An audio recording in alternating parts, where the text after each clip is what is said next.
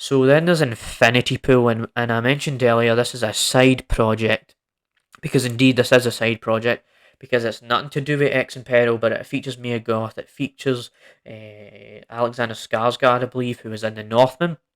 So you got out of that, but the basic premise of this film is how, like, these rich people at this resort. There's like this, and his name's James Foster, I believe, is Alexander Skarsgård's character. He's like this author. He writes this book, and it's like this place. It's like a Mediterranean place, like a resort, and it's like he has this. James Foster has like an Australian wife or whatever, and then he meets this couple who's Mia Goth and her husband, sort of stuff or whatever.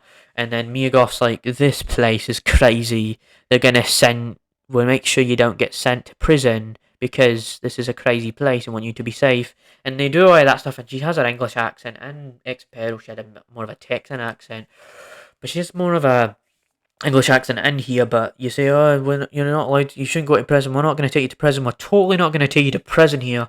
And then James Foster runs over this person, and then he goes to this jail. But this jail, right? You think of a jail, normal standard stuff where they're on, where these orange suits and they eat all this horrible food. Well, ladies and gentlemen, we go to this prison, right? They go to this prison to do with cloning, to where this clone suffers more than the original version of yourself, and it's this crazy, messed up, weird little plot we have here. But I'm not gonna go off and tell you about every single plot, like continue what happens in the plot, because if you go in blind, you're just gonna witness some absolute chaos, because it's called Infinity Pool, and it's like this constant infinity pool of madness that keeps going on and on and on and on and on and on. And that infinity meaning it goes on and on and on. And they're in this pool and all these like trippy scenes. If you have epilepsy, is that what it's called? Epilepsy, like that thing where you can't really see blurry things. You don't like seeing blurry stuff.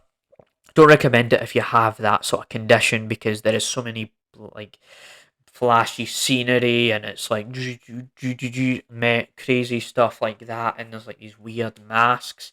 There is like some sex scenes in this movie, but it's like that whole is like trippy sex scenes. It's quite an odd film, and I did watch this late at night, and so it was kind of it made me not sleep that well. The next day I wasn't having the best sleep.